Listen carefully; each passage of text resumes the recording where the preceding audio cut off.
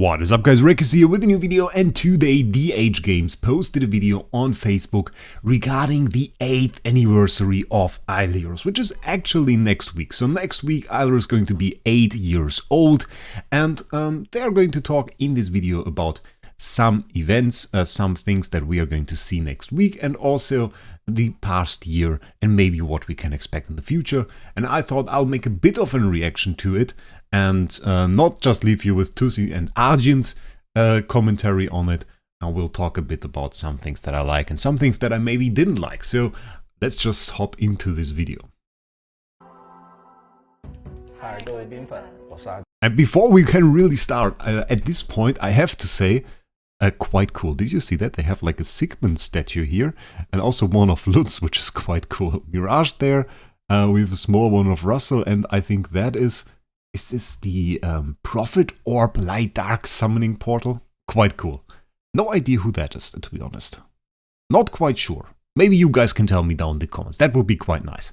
So, let's continue with the video. 我是兔子，好久不见呀！很开心，放置学兵即将和大家度过第8个生日。在过去的时光里，为兵粉们提供更优质的游戏体验，是我们一直坚守奋斗的目标。回首2023，我们增加了几个全新的玩法，并对现有的内容进行了拓展和更新。例如虚空入侵玩法，去直面来自异世界。 Starting off here now, Void Invasion, one of my favorite game modes, to be honest.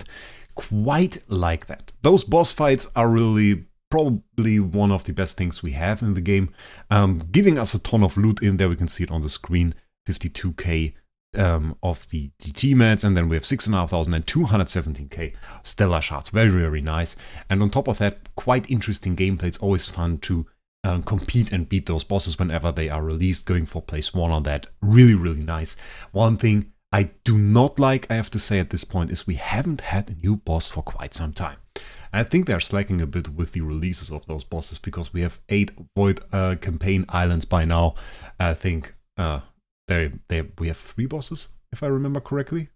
My god, I forgot. But a lot of those islands don't have a boss yet, and I think they should release one. I wouldn't be mad about it if those bosses were a bit too difficult at release, and then later on we would get the power, and maybe they just released the boss with the Void Island and it was just a bit too difficult, so that we can for a long time just try and see, can we beat it, is there a better strategy or something, maybe a new hero changes something. Would be quite cool to see like a new hero release and suddenly this boss becomes possible. That would be quite nice. And one thing, by the way, that I think is quite weird about this picture, I have no idea why they often have those low resolution pictures now in like event previews and videos as well. It's like, this looks, I don't know, a bit weird. But let's continue. 的强力 BOSS， 还有虚空神像，你是否也曾为了抢夺更高层的 Yeah. Void Horde, the second game mode now. One of the best ones, I have to say, this year. I really like this one. Like, it was the first time we really experienced true PvP competition between iOS and Android, and I have to say this was quite cool, because it kind of brought the metas together. And when you talk before to persons playing on iOS or on Android, they talked about this hero being strong or that hero being strong, and oftentimes those weren't the same heroes. Like, I talked to iOS people and said like, yeah, we have this and that meta, and it just isn't the same on Android, and you couldn't even imagine to play such a hero there, which is kind of interesting to see those metas now collide in Void Horde. And I think it kind of ended up with us having a similar meta, because, well, you want to compete with each other, you build the strongest teams, and that was really, really fun. And I have to say, probably one of the more interesting game modes there. Sadly, with a bit of a bad end game now. I personally haven't finished it yet, because it was lacking a little bit. Jesus actually has. He has finished all Void Hordes. And once you do that, you actually can do nothing, because, well, there is no longer a Void Horde, so he can't enter that anymore. He has excavated all of the loot in there, so he can't compete in PvP either, which I think, I mean, it makes sense in a way that he is no longer positioned in depth 10 and blocking it for everybody else. But in a way, I was first of all looking forward to defeating him and sending him back to depth 0, but he escaped me, which is not very nice. And beyond that, there is also, of course, the thing that is, well, this game mode is now gone for him. And for most game modes like Sealer or something, that's okay. But for PvP game mode, I mean, sometimes you just want to have a nice fight against a very strong team. And Void Horde is the prime position, the prime game mode to do exactly that. So maybe they will change that. An endless Void Horde, for example, would be cool. 发掘点而不断刷新挑战，亦或是在推图卡关之余来一场。Yeah, we have a lot of interruptions at this point. Flora's Craft Workshop was, I think a lot of people really liked that. To be honest, it wasn't quite as bad. I don't want to say it was even bad. It was, people really appreciated it. People had a lot of fun with it. People started playing it. I personally didn't really get into it, to be honest, but I saw a lot of posts. I saw a lot of people sincerely enjoying this game mode. I think they did a good job with it. So can't really say more about that. 简单轻松弗洛拉的合成工坊，听说大家对粉色洛丽塔订单都格外执着啊！当然，也还有这一年中陆续来到方知大陆的新英雄，哪位适合你？ Yeah. The new heroes. Okay, who is the one you have fought with the most? It is TBB. Honestly, TBB was quite insane. TBB was basically the meta changer in Idle Heroes. She made most PvE stages trivial by just outspeeding everything once she has enough energy or exceeds 100 energy. And basically made a lot of Void campaign stages just easy to blast through. She had her PvP meta as well. Is now back. She was gone for some time, and now she's back, actually back in the game, and with the Deific Harp. Deific? Can't really pronounce the word. Doesn't matter. The new harp, the upgraded harp. That basically gave her enough damage to blast through enemy teams again and brought her back into the meta, so now a lot of teams use her again. For Cat, well, didn't see too much use. Honestly, a good hero though. I kind of like the Cat hero. It's pretty nice. I have an S copy of him as well. It's quite fun.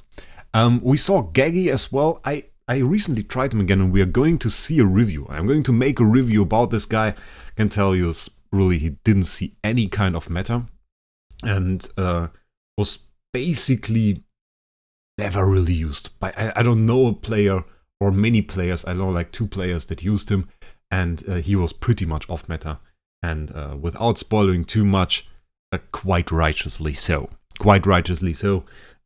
He is not very strong, sadly. Not very strong, not even the T can fix that, and not even an S copy, which I have of him, but yeah, kind of a disappointment. I think they should buff him. He really deserves a buff. And in PvE, though, as an enemy, an absolute monster, and probably one of the strongest PvE enemies there is, actually. And then we have Patricia, and Patricia is weird. Not because she's a bad hero in any way. She is one of the strongest, if not the strongest PvP hero in the game. But she didn't have any hype. And I think that was kind of one of the biggest failures the Age had in this year. They managed to, not really in this year, like they probably started before. With the core releases and then especially the DT release, they really managed to blast down any hype around new hero releases there was. Because we don't really get to test the heroes until like a month or 2 after the release, until we have them max noble core. So, and that really ended up with a lot of new heroes being released and kind of staying in the background without anybody making real test videos with max heroes, with really the max power, testing everything. And that has become so inaccessible, and that really there is no talk about new heroes. It is released, people say, okay, yeah, new hero, nice, what is in the event, okay, we'll do it. And the hero gets discarded, gets put to the side, and then like a month or 2 months later, you see some crazy person building a team around it. And if they are lucky, the team works, and if they are unlucky, they just build Gaggy, and well, that is sad for your soul symbols. And the same was it with Patricia, I guess, was released. Some people bought S tier copies, the biggest whales buy S tier copies just to have one in case the hero's good. And then you didn't see her for a long time, and suddenly she was back because there were rumors that she was back, and now it turns out she's like the #1 PvP hero you want. Luna is still in that position where basically like 1 or 2 people use her and nobody really knows if she's good or not, and I couldn't tell you at the moment. I used her for a bit, didn't really test her with DT, so at the moment, no idea if she's really good. And that is a bit of a disappointment, I have to say. 共同作战最多的伙伴呢24年，我们在保持对副本内容不断拓展的同时，也推出了全职大陆。社区娃娃 Regarding Ethereal Realm, I have to skip back a little bit here. We'll have to check out what happens there. Because we haven't really seen the game mode. This, by the way, pretty interesting. Ethereal Realm with a boss like the Void Horde bosses. We didn't see that yet. So that will be kind of interesting. There is some new stuff because obviously this account is a bit further than most accounts are right now. More teams and everything. We haven't really seen the maps yet. I will make a longer video about this topic because I kind of like it. I like the building aspect, building all of the stuff in there. There are certain things I really don't appreciate. So we're going to have to talk about this a bit more in depth. But seeing that there are bosses like this, apparently, Ethereal Realm with like a Void campaign boss, that is promising. That is really promising. If there's some huge loot in there, ooh, that could be good. That could be good. We'll see. 更丰富的放置大陆。社区娃娃和客服同学作为联通玩家与我们的桥梁，每天都会传递大家的游戏体验建议。冰粉们的声音我们一直都有听到。看出来大家对资源获取方面很关注。其实，在节日或特殊主题活动时，我们都会根据版本节奏去增加大。Yeah, now we get into a bit of a defensive side of this video, like, and it feels a bit weird in my opinion. Like this is a celebration. It is the anniversary video. It is like the big thing that they release and the time to party. Really, we can have bad vibes at every single point. But now they get into these questions, and the questions. This is not even a question. It's like the resources are not enough. Please give more. So not really a question in any way. And it is criticism. And of course, criticism can be good, can be right, of course, but doesn't. I didn't even hear that, to be honest. It is a bit weird. Like the resources are not enough. I mean, obviously everybody at any point can say that the resources are not enough. I personally don't feel like the game has a problem in terms of rewards or resources. How much they give out of it is mostly, it is a bit more difficult than that. The problem the game has in terms of resources is that all the resources are not available to new players, or not easily available to new players. Like, they release a new power mechanic and don't make the old one more available. And it takes a very, very long time until this is actually the case, which ends up with this game actually becoming quite inaccessible. If you are a new whale now, you go into the game and you still have to kind of whale on star spawns. I mean, it's gotten a bit easier to get to them, but still, the time that you will be behind on star spawns because you lack stardust and you lack the new materials is actually crazy. So stuff like this needs to be fixed. You need to get Stellar a bit more easily. You have to get there a bit faster. And such power mechanics, you have to get sublimations a bit easier.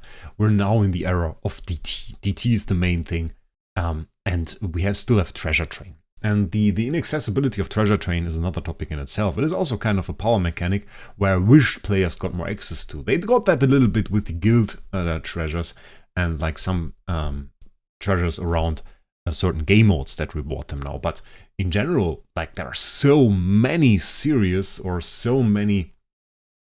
now, and you can't really get into that without spending or earning contract story gems in some other way, which is difficult. So I think there should be more of those tickets in events, and they have to be very careful of not letting people fall so far behind. I mean, you can't really catch up to the biggest whales, that's normal, but letting normal players have like 5% of the stats of like a whale is a bit weird.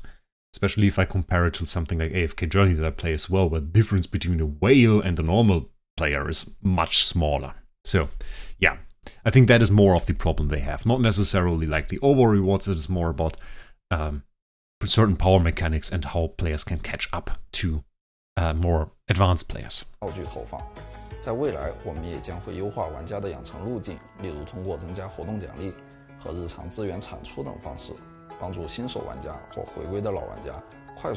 And yeah, this kind of grasps into it. The upgrade for ordinary players is too slow and has been stuck for a long time. Yeah, I'm not sure they entirely grasp it if they then talk about daily resources. Daily resources are certainly a point if we talk about something like Stellar. But it is really focused on those power mechanics that I just talked about. And I think that is something that we'll have to look at. And also in general, the new player experience. I was talking, for example, about stuff like campaign.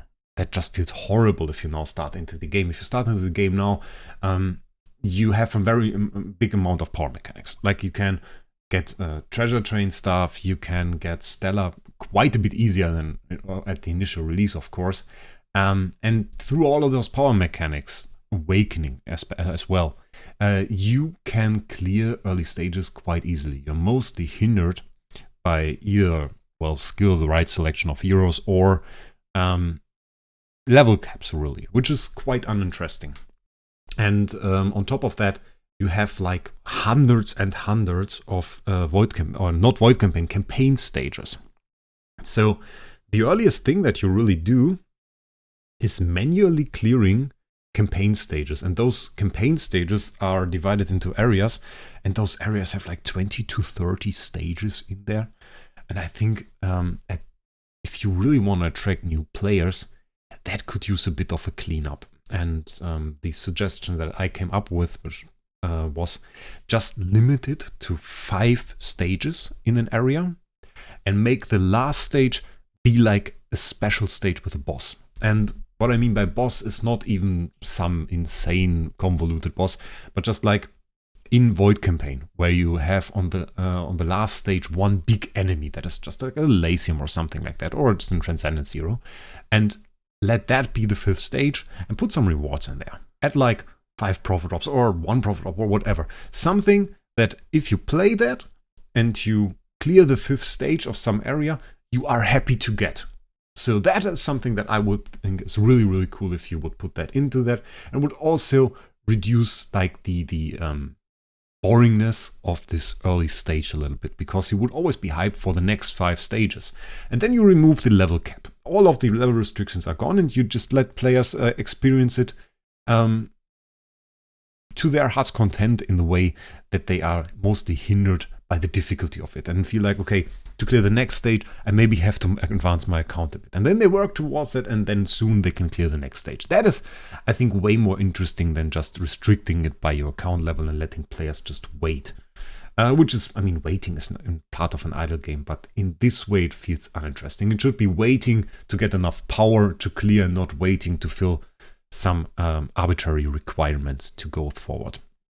So, I think that would be my take on this. 速度过前期内容，以跟上版本节奏。大家也可以关注我们败家娃娃的官方账号，会不定期举办福利活动。接下来一起看看本次的周年庆活动吧。在年初庆典英雄的创作大赛中，我们收到了大家非常多的投稿，各种创意以及天马行空的设计，冰粉们真是太有才华了。其中 AI 纪元起源双子作品以其超高品质的角色设计和绝佳的 AI 科幻背景设定，获得了国内外冰粉票选双第一的好成绩，必须为这位冰粉点赞。很开心能邀请到大家参与进游戏的创作。Did he just have to laugh there? Looked a little bit like it. Wait. 赞。A little bit like at the end. A little bit, he had to laugh. It's okay. No, the thing is, with this art contest, I really like that. I really like the design that they came up with, and I think even though they changed it a little bit, they kept many details and stayed true to it. I was a bit afraid that they would take some design that the community came up with and totally change it so that you can't really that the original creator can't really see it in game anymore. And I think with the base version and also with the Transcendence version, they stayed pretty true to the design that the community or the artists here came up with. I think that's pretty nice.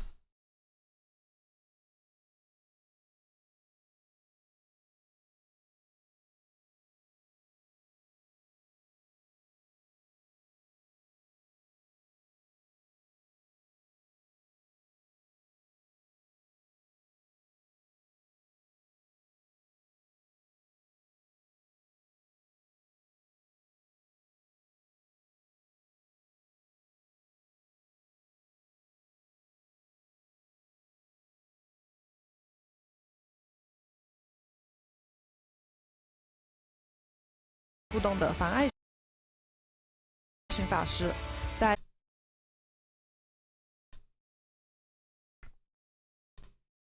Okay. Infinite Era Alikita, buffs debuffs based on Dark Mage Alikita. So I really wonder, is this going to be the pendant to DGN as a Dark Hero? If that is the case and we get something, I think probably at the moment attribute reductions are one of the strongest mechanics in the game. Yeah. It's like basically one of the biggest threats to a lot of teams. We have damage, of course, like high burst being the first part of it. But once you get past that and once you get into a little bit longer fights, you really have to be careful with attribute reductions, because we have a lot of heroes now that can trigger their DT skills multiple times around and often inflict attack reductions to like 4, 5, 6 heroes.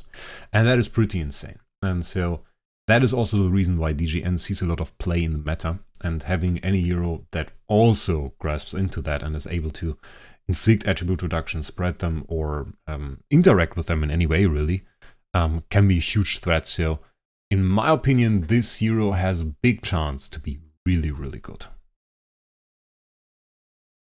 以简易效果进行。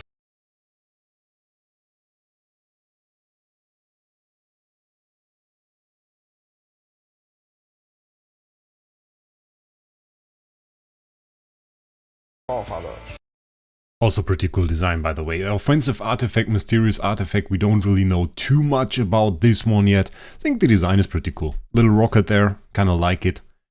Burst damage output is the idea here. Interesting to see, because, well, I was talking about TBB getting a comeback now with a bit of a burst damage meta and people running multiple damage heroes. So I think getting a burst damage artifact that is probably going to compete with Harp, very interesting. And the next thing that we'll have there in a second is, I will just skip to it, is they also immediately released the deific version of this artifact, which I thought is quite interesting that they are going to do that. And again, with the, as they say, it is an offensive artifact, so you will need the offensive sacrifice artifact for that as well.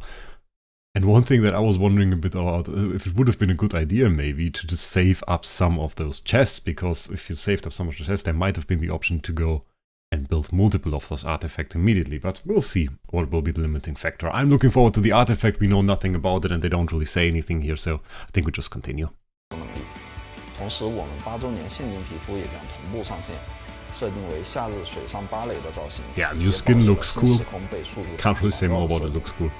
还有必不可少的福利环节，本次周年庆我们 And 会 that 公 I 布 have to say, quite insane. 800 heroic summoning squads. I think, I'm not sure what they gave last time, like 500 or something. Now they are at 800 basically. They give you half the event if you want to max it, so pretty nice. 出800个英雄召唤卷轴，还有限定头像、周年置换、回归电台等内容。 Okay, we'll have to see. Limited edition avatar. We have that during any anniversary, so that's nice. Anniversary replacement, I'm not sure. I like anniversary replacement, I think, which usually skins, artifacts, and heroes. I'm a bit confused that they chose this symbol, because the symbol in the background is obviously a treasure train ticket, which I can't really imagine they are going to do anything with treasure train, really. So, not sure what they are going to do. We'll see about that. And comeback radio, yeah, there's usually some event around that, and some comeback event. If you want to ask your friends to join the game again, usually during this week there is something. 的喊上曾经并肩作战的伙伴，共同上线领取福利哦。说完周年庆，让我们也来看看放置骑兵未来的一些规划和安排吧。首先是全新的周活动内容，是区别于现有循环活动的全新玩法，目前正在紧密研发当中。其次是对现有的玩法进行一个持续的。So what he just said, they are seem to be developing new weekly events. We have a lot of events currently that are a bit getting old. And for once in terms of reward structure, and on the other hand, we've played them for years. So seeing a bit of a change to that might be rather interesting. I was probably mostly thinking that they were going to change the loot pool at some point, that they are going to make entirely new events, is fairly interesting. I wonder if there's going to be good loot in it. Pretty hyped for that, honestly. That might be really, really interesting. Continuous expansion of current raids. Yeah, probably current game modes is what is meant here, which means like expansion to Void campaign and some other stuff. I like some game modes if they expand them. Some are pretty interesting. For stuff like Void campaign, I was a bit bored by it this time. I think it's not always enough to just add the new stage to it and make it more difficult. There has to be some changes to mechanics. It has to have a new twist. It has to be interesting. It has to bring hype, and people have to rethink how they approach the game mode if you try to release new stuff. Otherwise, it will get stale, it will get boring. I don't want to see a 9th island of Void campaign that has virtually no change to it other than in introducing the new heroes. And then being stuck once again at the Valkyrie Homes Young stage just because the dot burn is still completely overpowered because they didn't manage to balance that. I don't want to do that. I don't care about that. So give it a new twist, take that with you in the next year, and then we will have some fun and we will have a great game, and we'll have some nice experiences checking out new game modes and maybe expansions to old game modes. 同时，幻想游乐堂也将迎来更多内容。Yeah, this is basically it. It's kind of a lot of graphic for what they're saying, and it's expansion of Flora's Craft Workshop. Okay, they want to bring a new game mode. I think people were waiting for that. If they are going to make something good there, we will see. I'm not hyped about Flora's Craft Game Workshop, but I like if people appreciate it, that's good. New game modes will be nice. If there is something, Ethereal Realm is a nice step in that direction, even though there are certainly some flaws that we have to talk about. 例如弗罗拉的合成工坊拓展，以及加入新的游戏玩法等等。还有，我们也将优化新手冰粉和回归玩家的前期养成路径，助力回归玩家快速上手。So that is also what they are already referring to earlier. Daily raids, auto battle, daily quests, Sealand. Want to make it easier for new players to get into the game. Even in the picture though, for all the things they put up there, they didn't even include the relevant resources, which I think is quite funny. Like Stellar, like sublimation materials are not really part of that, so we'll see what they are going to do. 以减少前期的养成周期。最后也有些想对冰粉们说的话，真心感谢大家长久以来的陪伴与支持。8年对于一款手游来说也许算高龄，但因为有你们的陪伴，也使得放置骑兵每天都充满活力，拥有无限可能。我们也深知多年以来，放置骑兵承载着大家太多的情感和回忆，我们也定将不辜负冰粉们的热爱，共同守护这份难能可贵的8年青春。放置8周年。So yeah, overall I liked the video. Would have liked a bit more if it was a bit more of a celebration, but I guess they are trying. They want to introduce some new game modes. If they listened a bit more to the players, that would have been good. But they've taken some nice steps with it, like the new Discord that they made. That there is some support. It's all a bit more professional in that way. But communication is a bit of an issue still. But yeah, so looking forward to all of the new game modes. I think I gave my comment on a lot of this. I actually managed to stretch a 4-minute video into 30 minutes. I mean, that is a skill in itself, I guess. I hope you have enjoyed my commentary. Make sure you check out the pinned comment, because they actually introduced a new code with this video as well. So I will post the code down below. And with that, I wish you a great day. I will see us in the next one.